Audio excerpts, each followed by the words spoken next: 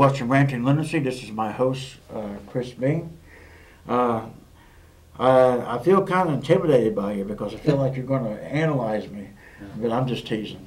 We were talking about the husband and wife relationship. Mm-hmm. Communication is important. I find talking to my wife that I have to, as a man, I have to realize how women are wired. And I'm not trying to be like a sexist stereotype or anything like that, folks. But the truth of the matter is women and men are wired differently. Very much. And I find that I have to go out of my way sometimes to go into detail about things. Mm-hmm. And she has to go out of her way sometimes not to tell me the details. Yes. Does that make any sense? That does. For most women, they're looking for not a report, give it to me in 3 words. They're looking for rapport. Can we connect? And that comes through talking. That comes through, being together. The man, he wants it a whole lot more quicker. Just give me the vital information, and I'll process it, and I'll deal with it, and then I'll get back with you, maybe. And for the women, it's back and forth. It's that communication. It's very different. And it doesn't mean, one way is right and one way is wrong. It does mean very different. But we can definitely have some wrong approaches in it, some wrong skills that hurt the relationship if we're not communicating clearly. Okay. Going back to the stigma Sure. on mental illness, how can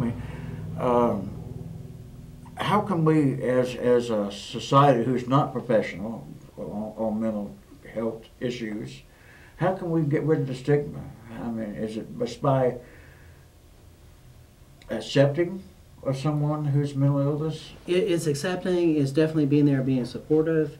It's encouraging others to be accepting of it too. The reality is, Dane, we all have issues. We all have something in our life that we can work through or should work through. We all some have things we're ashamed of and some things we aren't. Yeah. But we've all experienced pain. We've all experienced the loss of something or someone. How many families have not been affected by cancer or by death? Yeah. There is not a family. I just lost my dad over 2 years ago. Did you? I'm sorry to hear that. Yeah, it was tough, but we're getting over it. But every family, every individual knows someone or is someone who's been through something, whether it's that kind of pain or just having those days when they're down, something to do with relational tension or conflict, whether it's a parenting issue or an adult, working with a parent and adult on the adult level. Everybody has something. We can act like, oh, that person over there with the problem is the problem. And reality is the person pointing the finger and judging has things in their life or in their family that they can address to, and so some of the stigma is there, but it doesn't need to be. It does not. I'm sorry, I read a story about, I don't remember the name of the minister. I read a story about a minister who was on a plane, and there was a woman's children misbehaving on the plane, screaming and hollering. I don't know if you heard this or not. No, I don't think I have. And they were making the patients, not the patients, but the passengers angry. And some of the passengers spoke up and said, contain the bratty kid, keep her down. And then finally she broke down, cried, and she said she was on her way to identify the body of her husband that was killed in an accident. And it was a sudden trip for her. Yeah. And everybody started feeling about that big, In other words, we need to put ourselves in their shoes, don't we? Yeah, we need to put ourselves in their shoes. We need to understand that we got issues too. If anything, we should be there just to encourage people if there is a problem. It does not help you for me to point my finger. It may help you if I sit down and talk with you, point you in the right direction. Keep nagging at them. Yeah. It can make it worse. Sometimes it may. Sometimes it may. Our suicidal thoughts, they have to be reported. If someone comes to you and says, I'm thinking about killing myself. Yeah. But report is kind of a different word. I would probably say I have to take a further step. I've got to do something. If a client comes in and tells me I've got to intervene, I can't sit there and say, well, if you decide to, it's okay. Because when they're talking about it, they're thinking about it. If they're talking about it, they've got a plan. It sounds like they're taking steps. It's very intentional. I have to step in it, and it may not be... I just got to break confidence. I've got to let someone else know to take steps to make sure this does not happen. And I wanted to show you something, folks. You may have lost your job.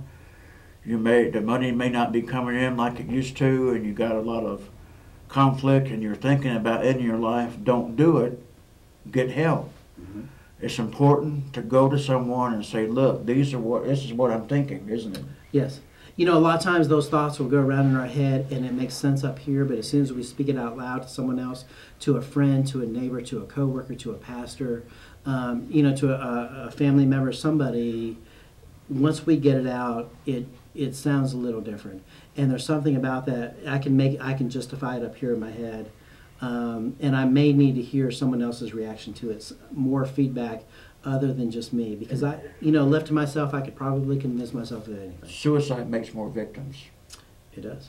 It makes. I can tell you from my mom's brother committing suicide, I witnessed as a child the pain and the heartache that my mom and loved my ones, children, parents. It's not an answer. It's not an answer. It's not. It's not.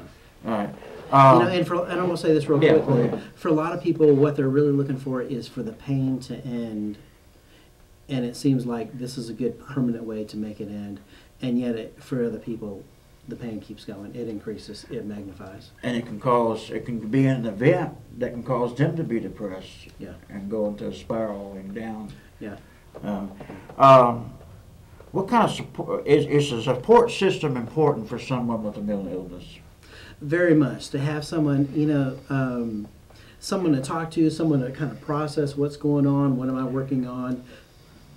Excuse me. It's also important to know, do people care about me? Is anybody listening to me? I want to feel validated. I want to feel important. I want to feel like my life has meaning and purpose and value. And without a support system, it's hard to feel that. You have a doctor who cares, but he's limited in what he can do. You may have a counselor who cares and is listening, and they're in professional level. But when you have a great support system, people who are calling, people who are encouraging, people who are also, questioning and asking those challenging questions. Are you taking the steps you need to? Are you taking your medication the way you want to? Those challenging questions aren't mean. They're not harsh. A lot of times, when it's done in love, it's very effective and very helpful for that person to feel like, if I don't do this, they're going to call me on it. They're going to help me with it. They're going to challenge me with what I'm doing. That's a great way the support system comes in and helps. Have a close friend or wife, someone that you can communicate to. We got 2 minutes here for our last segment, and to share this with. My wife gives me my medicine. She's an RN, but she makes sure I take my medicine on time, every day, 7 days a week. Good. And so support can mean that it has to be the family involved, and it has friends. Yeah, it may look different for different people. If you can get family, that's great. Not everybody can do that. Sometimes they're alienated from their family, but if they've got friends, if they've got a collection, or a social circle that really is close, the people who you feel like you can confide in and who are going to be honest with you, and you can honestly be open and genuine with them, that's really what you're looking for in a support system. Now, we're going to go, before we go to our next segment, we got 1 minute, we're going to be talking about the costs involved going to your counseling center. Sure. And we got 1 minute. But before we go to break, I want to say this, is that sometimes the expense of the medications can be a factor in whether someone continues to take their medication or not.